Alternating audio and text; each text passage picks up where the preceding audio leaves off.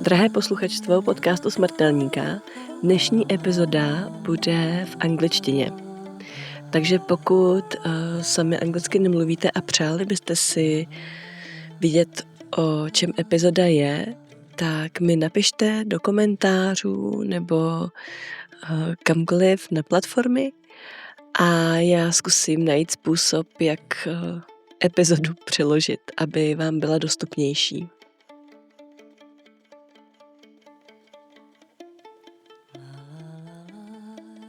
Dear listeners of the Mortals podcast, this episode will be in English, so I would love to introduce the PS podcast for those who have never heard it. In Czech, PS is, in addition to postscriptum, also an abbreviation for podcast Smrtelníka, which can be translated as Mortals podcast. The Mortals podcast brings topics of death from various perspectives, theoretical and practical, and is based on the reality of Czech Republic and the need to detaboo this area of our lives. In this interview that we recorded on the way by car, I will welcome my two dear friends who form a couple, Hsieh and Ellie Chan, whom I met thanks to the ecology of practices Tiamat.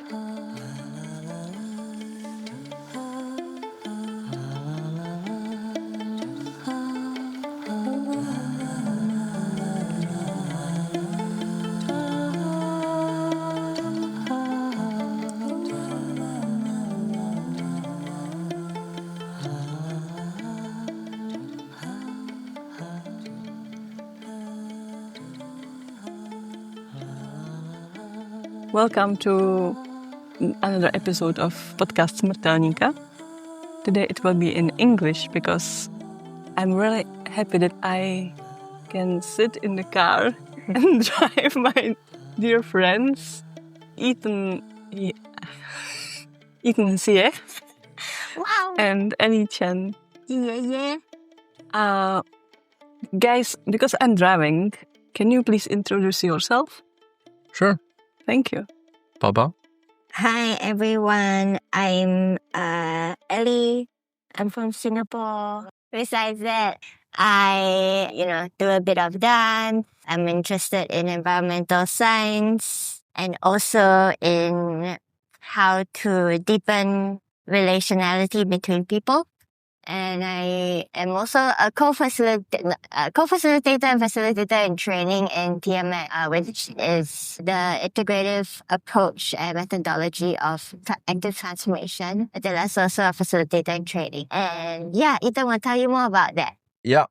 So my name is Ethan. I wear many hats. I'm literally, I wear many hats. But also, metaphorically, I'm a researcher, primarily in the intersection between 4E cognitive science and actor training. Also a transformative facilitator and a coach. A lot of my work involves, the way I like to describe coaching is figuring out how to get you from where you are to who you like to be. That takes the bulk of my work. I'm also the artistic director of 5 to Midnight, which Ellie runs with me as the general manager, where we bring our ecology of practices, known as Tiamat, as much as we can to all kinds of different places, really. We've worked in Asia a lot. We've been coming to Europe for the past 3 years, consistently, year after year. And we teach practices for transformative play. As you can tell, I'm a very playful person. So yeah, I guess we're talking about death. Yeah, we will. It's great, nice. And yeah, you said you're a transformative coach. Yeah. And that seems to be one big transformation. I'm curious, guys, what's your relation to death or with death? With transformation With death. or death, Death. which is also a kind. Yeah, so maybe with transformation as well. I think there are 2 ways to answer that question. One is that it's perpetual. So I'm always in relationship with death. And that comes back around to the notion of finite transcendence, right? That I'm constantly in my finitude, right? So if you've ever heard something along the lines of like, you start dying from the moment you're born, that's kind of what I mean. And so in that sense, death is always present. And then there is another way to answer that question, which is the experience of death, right? And this is the sense that death is occurring, and that could be, say, to a loved one, or if you've been at a funeral, which I imagine, Adela, you're quite familiar with, right?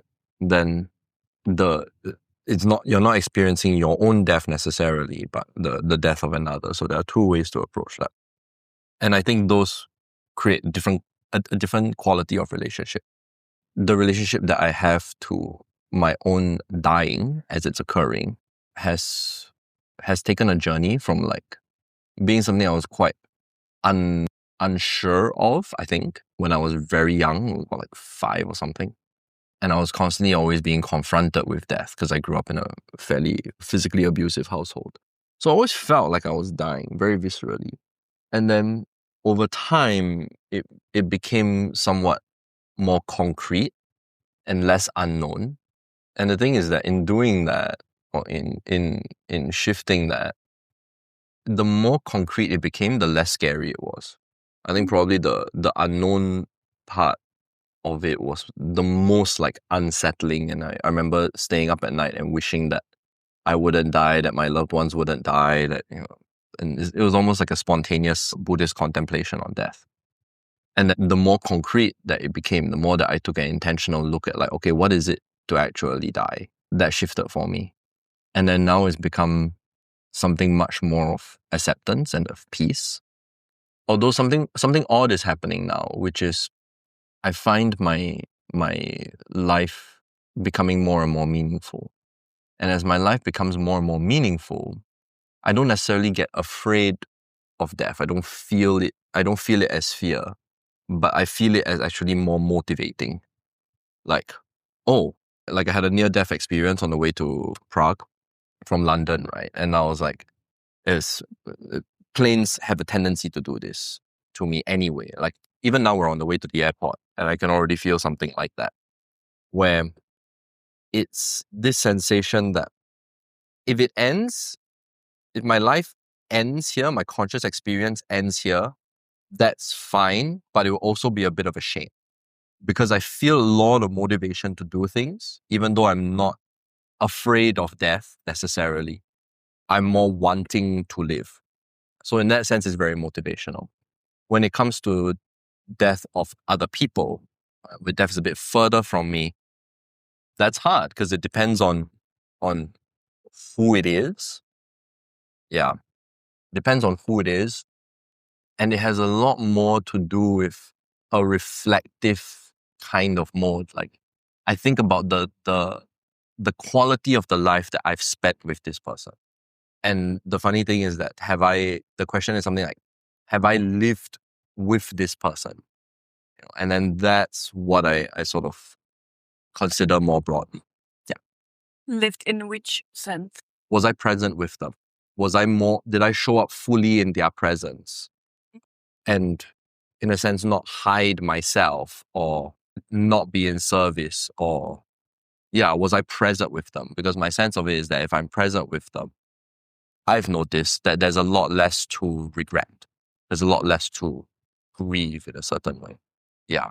Grief will always be there, but I can grieve things even if I can grieve things or people even if they are not dead. That's what I'm with, Baba. It was a bit long, but... No, that's a good distinction between my relationship to death and my relationship to grief. I don't know if I fully articulate my relationship to death or describe what it is. I just have a sense that there are a few turning points in my life. So death became much more salient when I was having depression and seriously considering it as a way forward, I guess. And then after that, coming out of the depression and then putting that down. And then also with my mom's passing, because she had a long-term illness that took 12 years. It's a neurodegenerative disease called multiple systems atrophy. But when she passed away, it was after a pneumonia attack. her third one. And so she was at home and like fading away at home. So in a sense, it was like I was around the dying, or the dying was with us. And that was deeply memorable. I remember the doctor, because we had to get a doctor to come and basically certify her death. And he was measuring her heart rate, and he was like, yeah, she's as good as gone. It's barely there. Like the heartbeat is barely there. And I was like, that's such a weird thing to say. Like, isn't death like you're just gone or you're not gone? But there's like, it feels like there's a transitory place where you're like as good as gone, even though you're not fully gone. Yeah. So that was. It's like this middle ground. Purgatory. Yeah, huh? Can like that one, man? Are you doing your job properly? Yeah.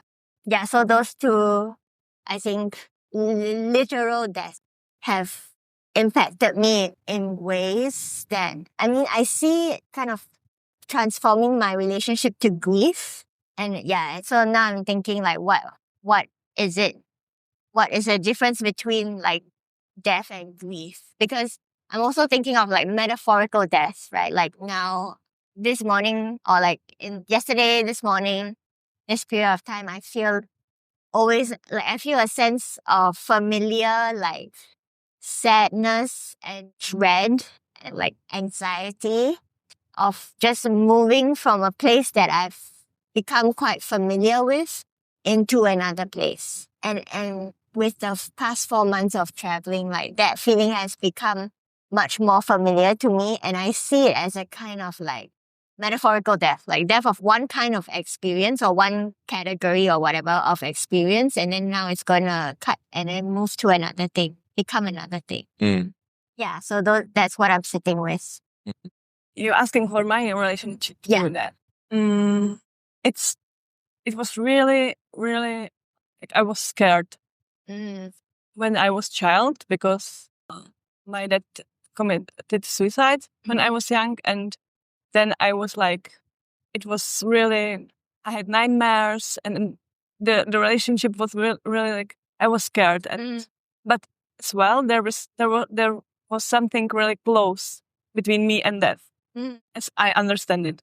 And I haven't been really scared about my own death because I know my experience, how full it is, and how much can I live. So there is no like regret about to die, really. But it's harder when it comes for others, for death of others.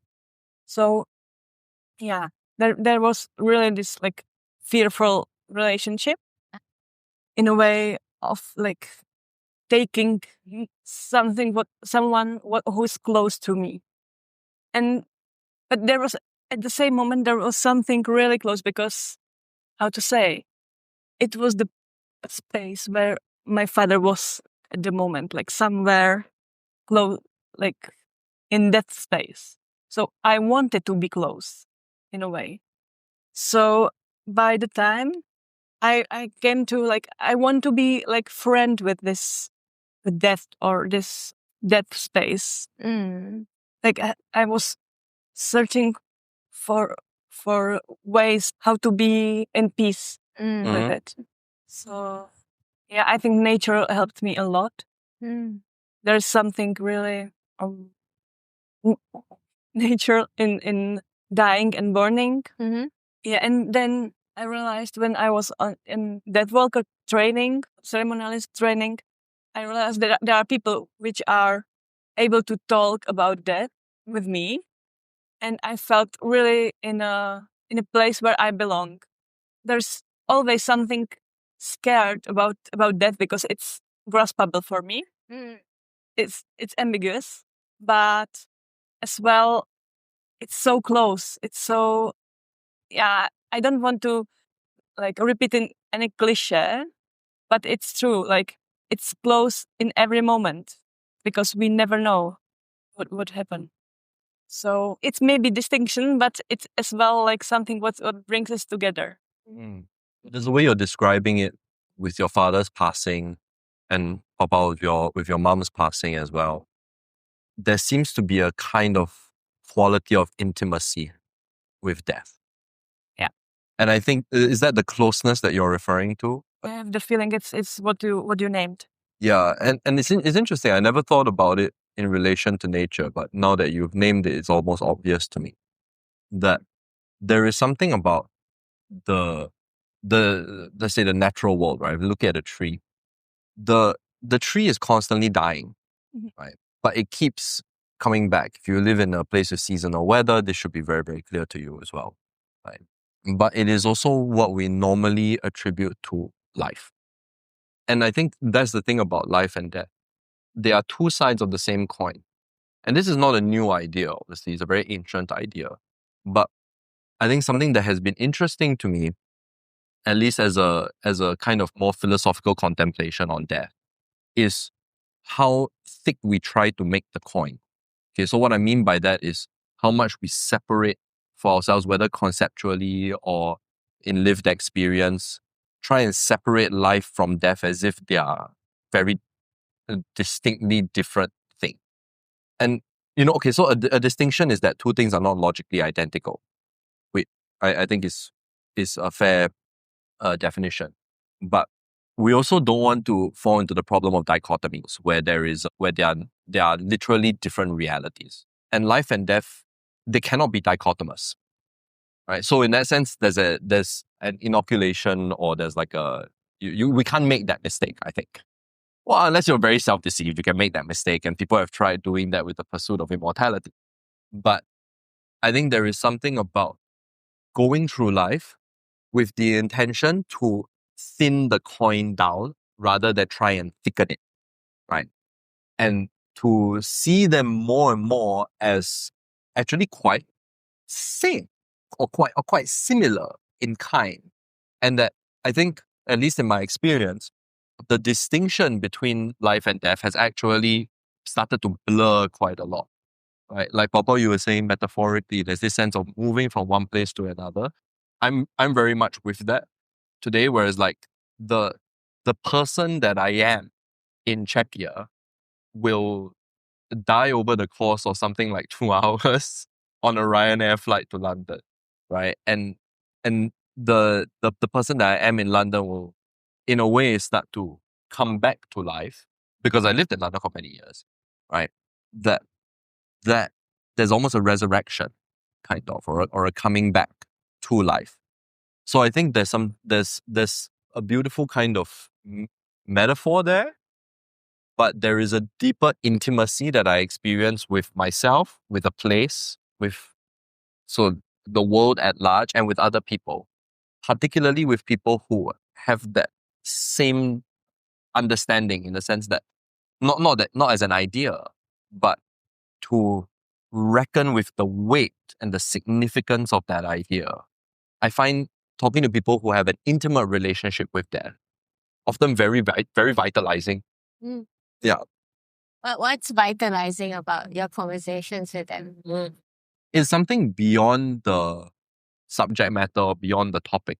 We could be talking about anything, but there's something about the quality of relationship with somebody who has reckoned with death seriously and properly, right? Like they've contemplated it or encountered it either through, depression or, attempted suicide and they might have survived that, or, a death of a loved one who is very, very close, where what I get a sense of is that they recognize the finitude of life. So they're not lost in trying to do everything, trying to like catch everything, trying to as if they're going to live forever. Neither are they afraid of death. They have a different intimacy with it that is somewhat a little bit more stoic, for lack of a better term, but there's a quietness about the soul. There's a quietness and humility of someone who has sort of contemplated death or has come to terms with it in their life, that just brings a lot of comfort. Because I feel like they're vulnerable, humble, and not trying to do it all. Yeah, I imagine like when you were talking about the grappling with death, whether of their own or of a loved one, I thought of like existential debt. like grappling with Yes. what it means to be alive at all. Because if you had to consider like what it means for someone to be dead, what it means for me to be not here anymore, then the opposite is probably also true. And in that, I don't know, how existential depth feels to me is like I have, like, this world is so much larger than I thought it was. And I have so many possibilities within this, for lack of a better word, like a bubble, right? I'm imagining a bubble. Whereas if I try and recall how I was living like before, it was more that I think the bubble has to be filled up at all times. But actually the bubble, it feels quite small. So like I can see all the possibilities. I need to meet all of them and choose the best ones. And then that is what a good life means. Living a good life means. But after I've like grappled with death, or among other things, then, which also includes like what it means to be a teacher, what it means to influence other people, then it's like, there's no way I'm going to be able to fill up the bubble or like fill up life. Yeah, it's impossible. And so how I walk or how I move in that space becomes the new question. And where are you with that question? How are you moving through life? I think I found a lot of comfort in process philosophy, or like relational thought of how. So in relational philosophy, death doesn't become a destination and birth is not the start, but both of them are just transition points. Yeah. And there are like an infinite number of these as you live your life. Like to ground that. So that relationality helps me to not be so anxious that, oh my God, if I make a mistake, I'm a failure, or like essentialize certain things. It's like, okay, that's what happened. I feel certain ways about it, and then there's still something that's gonna come next. So it's more about, okay, what do I do next? And then what grounds me in how I make my decisions is the kind of person that I want to be in terms of, like I said, I guess in terms of, I don't have a very clear answer for that. I mean, it's stuff like, I want to be someone who is open and able to be impacted by the world without collapsing. I want to be someone who can help others kind of see how big the world is. I want to be someone who is like constantly learning and growing and stuff like that. But that's all like the how I want to move, rather than like what essential individual I want to become. Yeah. I imagine I link with you. You want to dance through the life, like, and you choose the music which you want to go through the life, more than trying to be best dancer or trying to go to most dance competitions. Yeah, that sounds right. Like just experiencing what it's like to dance, and also what it's like to dance with others without having to have an external normativity, or external kind of judgment to tell me where to go. I mean, ideally lah. Yeah, and this is really because while we are talking about death, the quality of life is always like side topic. Because even if people are in the end of their life, but even if we are like, let's say, young, Ethan, you mentioned during workshops and during like last 2 months, playfulness and playing a lot. How to reorient from doing in a life and trying to fill it up, because it's cool to have all these things and do all these things and be famous or whatever. Yeah. And how to turn from this to play the life or dance through the life. Yeah.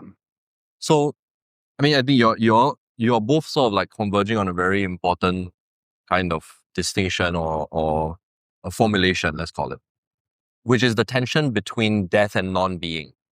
Okay. So the way that we are taught to think about life and death is like a barrel or like a container. Okay. So you have like this empty container of like 80 plus years on average. Okay. And even just think about this, right? How do we lead a full life? Right? We're thinking of fill it up. We're thinking of stack it with a lot of shit. You want experiences and money and, recognition and respect or reputation, whatever. But the way that we have been taught to think of life and death is there is a top of the barrel and a bottom of the barrel, right? And you need to do a lot so that your life is full. Or like you need to achieve certain landmarks by certain ages. Yeah. And so, everybody can go, oh, my life is different from yours because they have different markers, and we all have these questions around what do you consider success? What do you consider a full life? How do you consider X, Y, Y, Z question? But we impose a standard on our lives based on the model and the presupposition that it's empty until you fill it up with stuff, right? But I think, Papa, what you were saying earlier, that was really good. And more the process philosophy kind of way of thinking about it is I think better to think of life and death as a wheel, right? So it's constantly going around, right? And at some point, if you've ever tried to roll a wheel down a hill or you've tried to spin a coin, at some point, it slows down and then it stops. It doesn't mean that, poof, it disappears, it stops. And the game is coming to the play idea, right? You want to play a game where the wheel keeps spinning. It just keeps spinning. And this is kind of like applicable to ideas of pursuing good health, right? Deepening your relationships, keeping the wheel spinning on your relationship, keeping the wheel spinning in your life, right? Such that you're moving. You're moving through it, dancing through it, as you were naming Adela, right? And that is, there are two notions there. One is the Tillichian notion of being as participating in the world. This is Paul Tillich in his book, The Courage to Be, right? We're participating in the world. And play is a form of that participation. In fact, I would argue that play is the optimal grip of participation in the world, right? That the world is open to you for play. And then the opposite of that is non-being. I think the container model of life and death, right, a more hydraulic mechanical model, confuses a lot of people. Right, it's a more Western notion. The East has a very different notion of that. The East is more of a wheel, right? It's why you see it as a motif in like more, let's say, Buddhist traditions. So what non-being does is that it almost like has this sense or a feeling of being, but it's actually just doing stuff, right? So you think about it as like, I imagine if you're listening to this might land with you a little bit more. Like if you're at a job that you hate and you're not happy with, and it feels like, I don't always know what to do here. I'm constantly frustrated. I don't know why I'm here. And so I got to find things in this that give me a reason to be here, or validate my existence in being in this particular context. And this could also be in a family situation. It could also be in a marriage, right? It could be in a project that you're doing, which is like, well, if I have to come up with something, if I have to do something to justify my existence in this context, then where's the space for being, right? And this perhaps is worth considering as a question. In what contexts and scenarios in your life, right, whether in family, in relationships, spirituality, in what places, can you actually do nothing and yet still be there, like belong there, and have that sense of kind of what you were pointing at earlier, Adela, like a deep, intimate contact with reality, a contact with life itself? I think this is a good question, because what it does is that when we separate non-being from death, death actually becomes more life-giving and non-being becomes more draining. But we need to be able to turn our frame on life and death from the hydraulic container model, which is much more quantitative, much more like outcome oriented, into a more process way of looking at it, which is the wheel. How do you keep the wheel spinning and going? Is non-being like trying to only ever stay on one side of the wheel, and to prevent it from spinning? Not quite. But the echo of it is there. Non-being is something like holding on to the wheel and like asking why it's not spinning. How do we know if in non-being? That's a very good question. I think what makes it difficult is that it's very hard to know when you're non-being.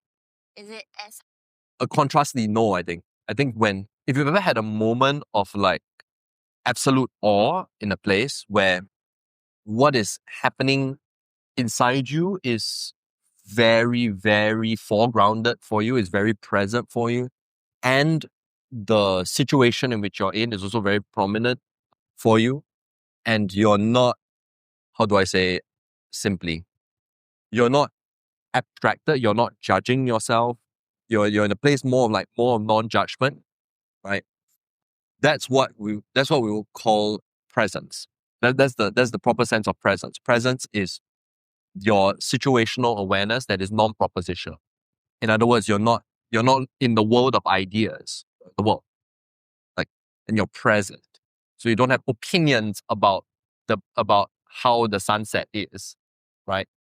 You're enraptured in it. You're taken up. I'm trying to give you a lot of different words to give you access points, knowing that no words will encapsulate it because, as I said, it's non-propositional, right? So you can't grasp it, kind of like what you were pointing at earlier, that it's not graspable. So I think death is something like that. Like the experience of death, at least in my experience, has been that way. Where when I see someone who has passed, like at a funeral, I am simultaneously with the reality that they are gone. We haven't started talking about grief yet, so I'm just talking about the moment of recognition. I'm aware that they are gone, but I'm also deeply aware that they have lived a life, however long, however short, right? And while I might not know the details of that, or what they did, or they were really good here, they made X amount of money in the first quarter of their first year of business, all of that goes away, actually. Is that the presence of their life is there even though they are dead. That's so beautiful. Yeah, I think that's very well explained. I can resonate with that. Well, can I offer you something, actually? So when you were not even when you were, but just now, right? So now when you consider your mom, right, who has passed for how many years now? So when you think upon your mom, what do you, for lack of a better term, see? What do you experience? It's cool. I see like fleeting, overlapping images of different moments of her in her life, or in my life, actually, which are very different, right? Because she was a really like strict, authoritarian mother who was quite like non-emotional at home and very beautiful because she was an actress. And then in the later part of her life, then she slowly started, being in a wheelchair, being bedridden, not being able to speak. So like all these moments, it forms a stacked up picture in my mind. It's like I see multiple things at the same time. I feel multiple things at the same time, and they're slightly like shifting back and forth, back and forth. Right. And as this experience is occurring for you, are you also aware that she's dead? Oh yeah, huh? It doesn't seem that relevant. Like I'm aware that she's dead, Yes. but I can imagine thinking of my dad in the same way. Right. Oh, Yes. he's Right. not dead yet. Yes. So that's what I mean by the thinness of the coin. So if, for example, if I ask you the same question and you were, oh yeah, yeah, my mom's at home now, and I can give her a call at any point in time. I think Adela and I would be very concerned, right? Because you're then only looking at one side of the coin. And depending on how intense the experience could be, right, we will call it a kind of hallucination. So if I were to, like, how do I say this, drop you full of DMT, right?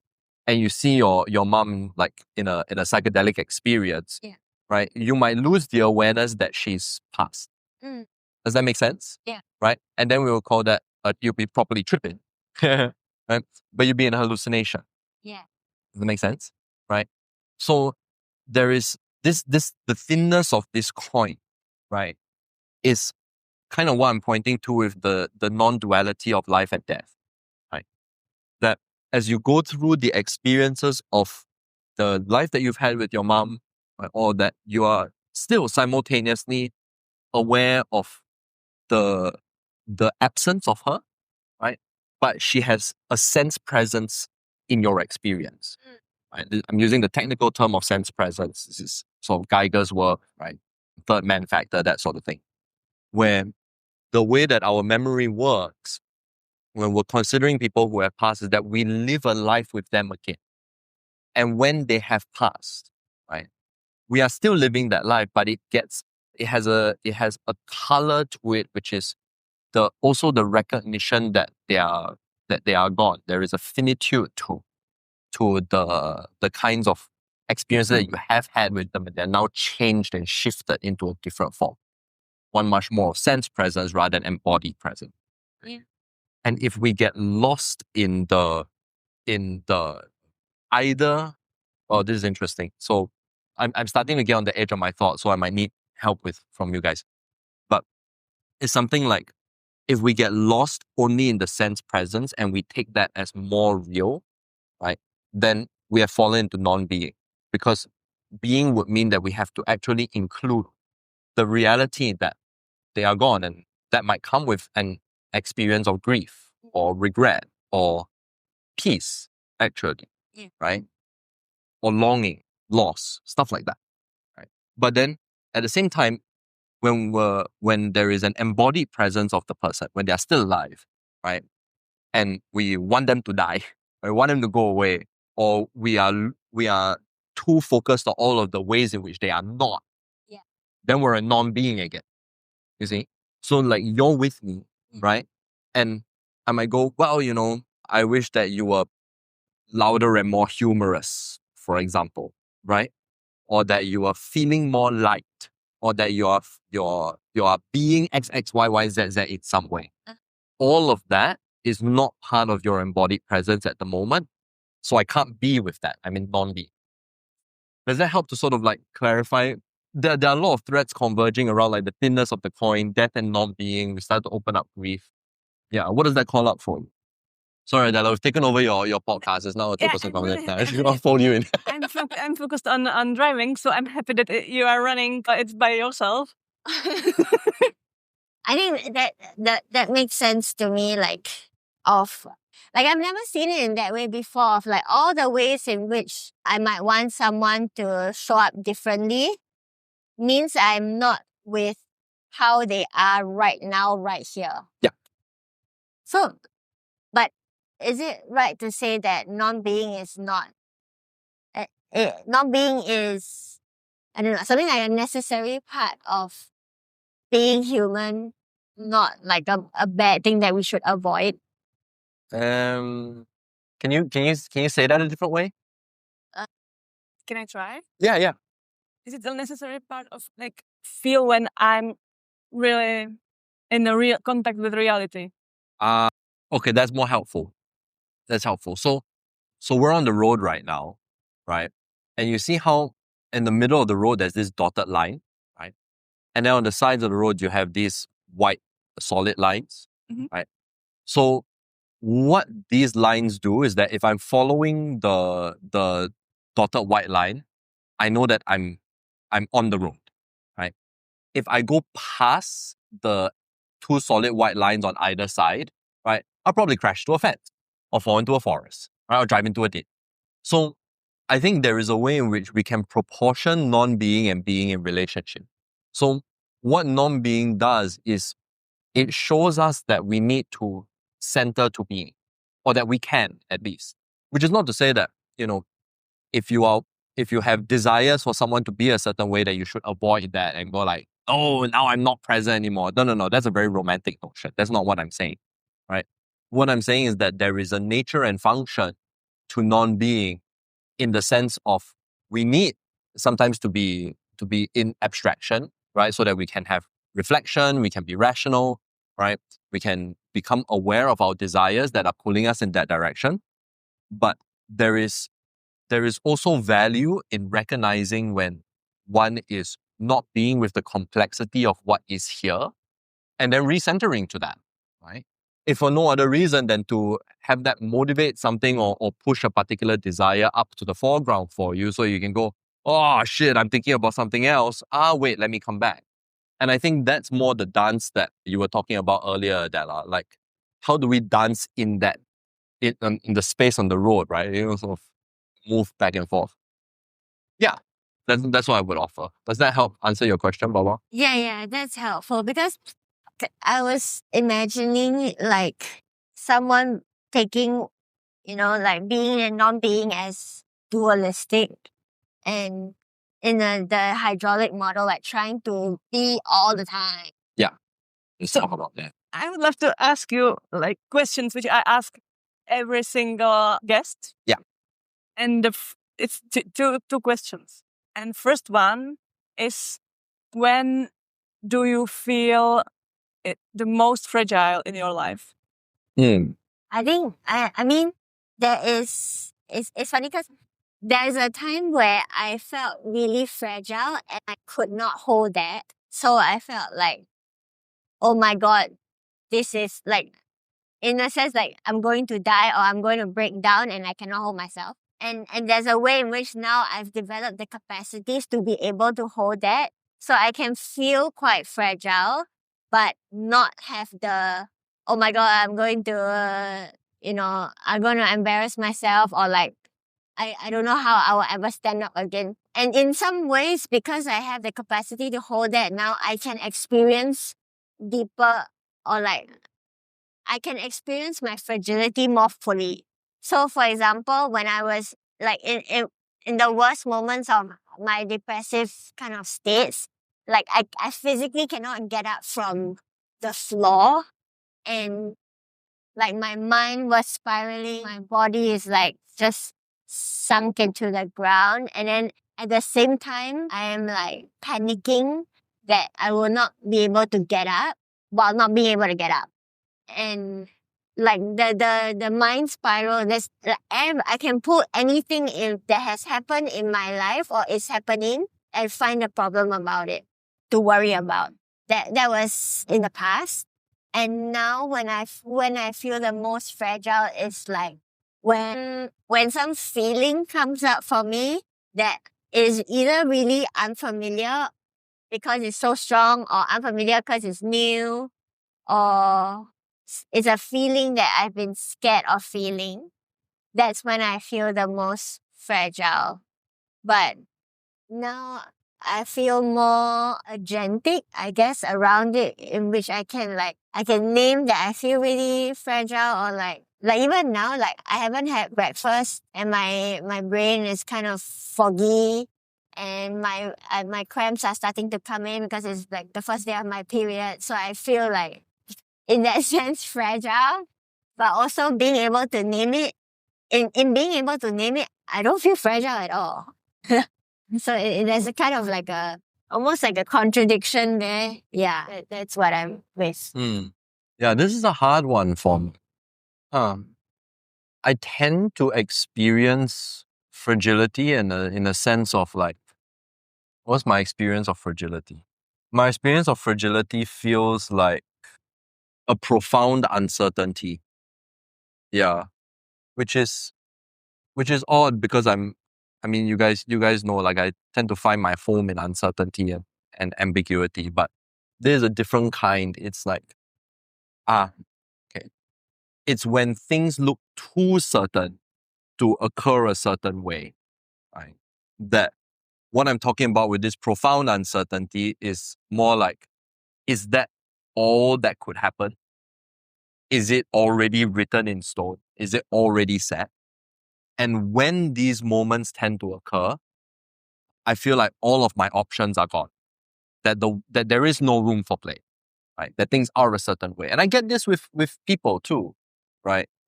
When people are encountering me and they're like, oh, like I know who you are. Like I know what this is about, right? And then there's a kind of certainty and sureness that they approach me or the world with, that I'm like, but fragility is not so much a feeling for me. It's like sometimes that can make me angry. Like sometimes I feel profoundly sad and tender. So fragility for me is not really a feeling. It's more a state of being. It's so state versus trait, right? It's more, it's different. It's more reactive for me. But I've come to learn that I find myself in that state right before something matters to me, or right before what matters to me presents itself. And so like if I come back to that example of like, if someone comes to me and they're incredibly like certain, I feel that fragility, what I tend to do is I lean in.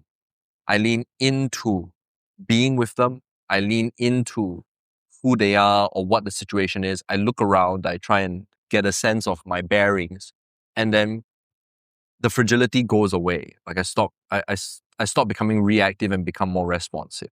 And then that way I can play again. And then usually if it's a person, that person now means more to me. So that's where it is. Oh, so is the place of fragility the moment where like there's less of agency? It feels that way, but it's never the case. That's what I'm trying to say. Thank you. And the last question is, where do you feel most alive? Now, when you feel most alive. I'm going to do the annoying philosopher thing and say that most is the wrong qualifier. Okay, I don't know how to reframe it. Like, when is your aliveness really present for you? Oh, don't worry, I'll do it for you, so you don't have to pull that card. That's the thing. Like I'm always in life. Like I feel for the most part in life, which is not the same thing as I always feel like I'm present, or the same thing as saying that I'm always being X, Y, Y, Z, right? That I'm always in being. Life is, it just is. So there is no more, there is no less. And there's a profound stability and peace in that life is. I think I feel most alive when I listen. Because life is, but I'm not always listening. Or like I'm not always finding it relevant that life. I'm not always finding being alive relevant. If that makes sense. Like sometimes I find like I need to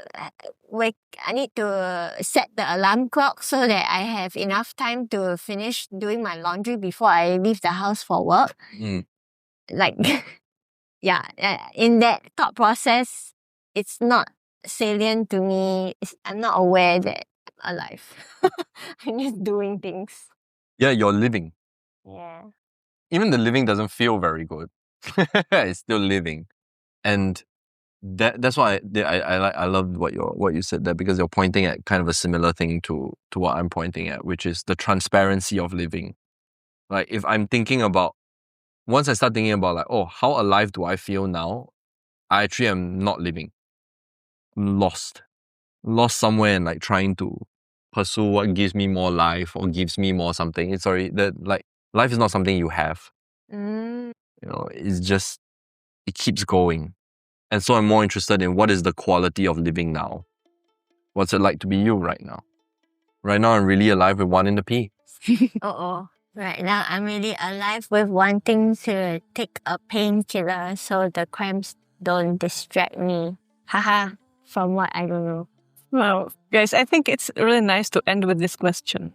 See, thank you for coming to Czech Republic. Thank you for again. Yo. Thank you for welcoming us and hosting us, Adela. Yo, check them.